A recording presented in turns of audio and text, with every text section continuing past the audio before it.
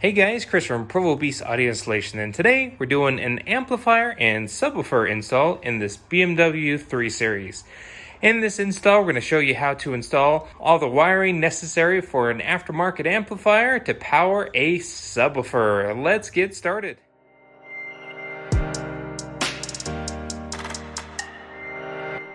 Okay, so we're here in the trunk area. First and foremost, we need to power the amplifier, and generally speaking, we have to run a power wire to the battery.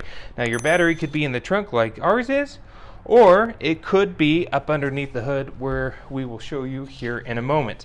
If it's in the trunk, it's nice and convenient just because you don't have to run a power wire from the up underneath the hood all the way to the back here. Power is here. Now, depending on the amperage that you're pulling, you may still need to do a big 3 upgrade, run that line anyways, just so we're not putting more strain here on the factory charge wire. Our amplifier, we're going to go ahead and hook up to this battery here and get mounted up here in the trunk. Same thing with our ground. So power and ground will be a piece of cake.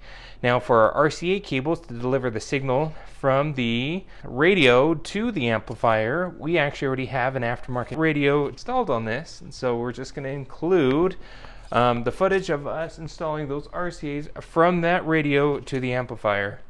Now, here under the hood, if you didn't have the battery in the trunk, it will be here in the battery box. Again, ours is empty. There is nothing here. You can see where a tray would be.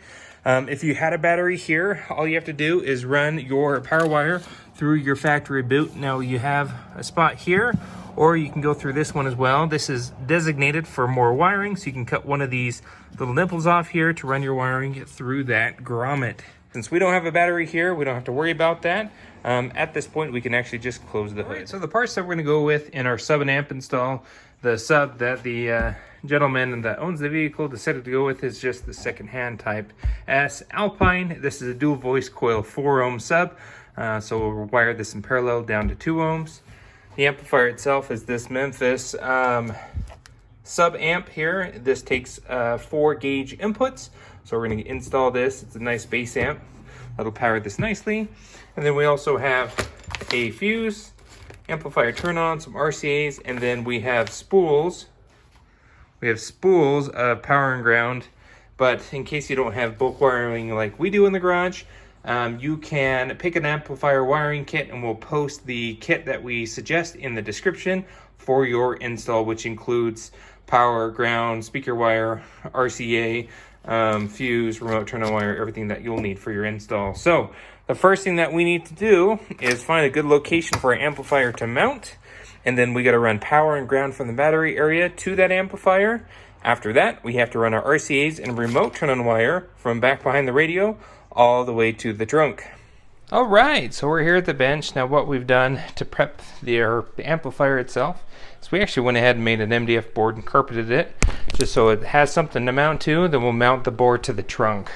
Trunk floor, we're just going to do a very simple amp rack. It's not really a rack, but it'll be a good place to mount.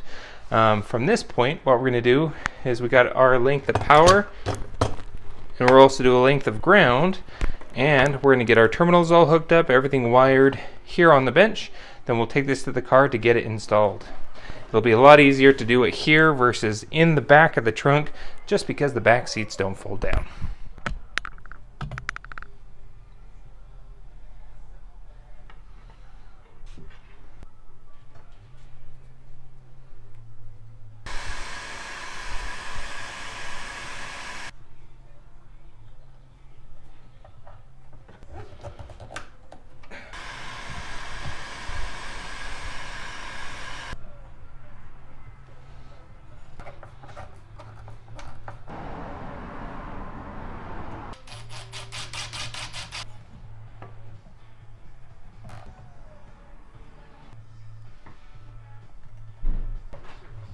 All right, so we finished our amplifier wiring here, got everything hooked up. We'll have RCAs that'll just plug in there that will run from the amplifier up to the radio. At this point, let's head into the trunk and get this installed. All right, so we went ahead and put our amplifier in. Got that, we'll mount this down. The nice thing is the way it's placed, it still allows the carpet and the hatch for the spare tire to open conveniently. Now there's a grommet there that you can pop out to run your RCAs and your remote turn-on wire, and that just goes right behind the seat, which we'll show you how to get to in just a minute. We have our wire that goes to our sub. We got plenty of length there. And then we will get our power and ground all hooked up to the battery here. Put an inline fuse probably right in this location, attaching it to this bracket so it's nice and secure.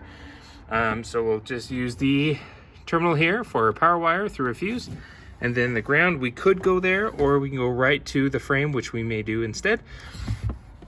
And then from this point, we're going to show you how to run those RCAs all the way up to back behind the radio.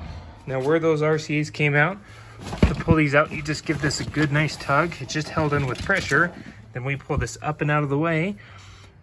The grommet is just right behind the seat here, so we just fish the wires through just like so, and then we just tucked. Now with the age of the BMW, I don't want to risk breaking panels if we can avoid removing them, so we did the tuck method.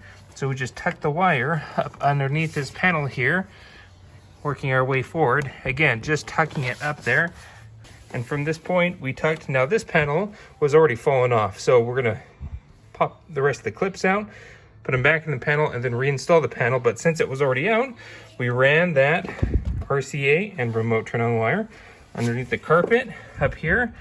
We pop this panel down here, and we're going to go across, then up into the dash. All right, so at this point of our sub install, we already have the radio out. Now, if you want to see how we replace the radio, that's a whole different install. We'll actually have that link down in the description, as well as the card up above, in case you want to see how we replace the radio here. We're using an Aftermarket Pioneer in this BMW, and that is how we're going to connect our RCA cables and our remote turn-on wire to the Aftermarket unit. So what we need to do at this point is connect our remote turn-on wire to the trigger wire of our wiring harness on our Pioneer, so it triggers the amplifier to turn on when the key is on. And we need to connect our RCAs into the sub output on the back of the radio.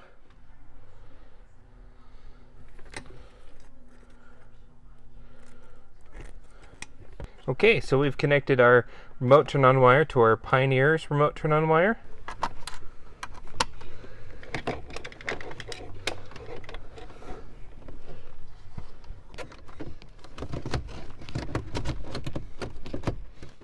Okay, radio's all back in, got everything connected, including the RCAs and remote turn-on wire, and we reassembled the dash.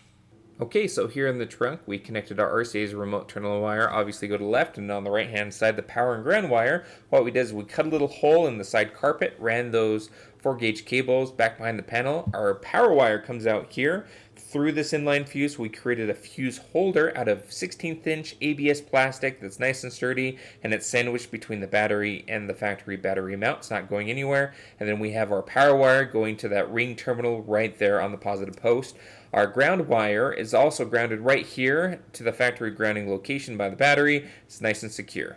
So we're done here with the battery area. As for the amplifier, it's all mounted down with that MDF board and carpet. It's nice and snug. It's not going anywhere, so we don't have to worry about it sliding around in the trunk. We hooked up our subwoofer to the speaker outputs of the amplifier, so that's ready to go. Now jumping here by the driver's side front seat, we finished running our RCA's remote turn-on wire underneath the panels. We dropped that panel down temporarily, ran those wires, and now reassembled that panel so it's up underneath, up to the radio cavity there. And we've reassembled our kick panels here. We popped them all back into place. They're good to go. Same thing with the rear door. Got those panels all back in, nice and clean as they were. Also got the rear seat all back in. Well, that's about it for this install. Hopefully this is helpful for you. Go ahead and hit that like button if you like what you saw. Be sure to subscribe. We post great content all the time here on the channel, and we will see you in the next video. Thanks for watching.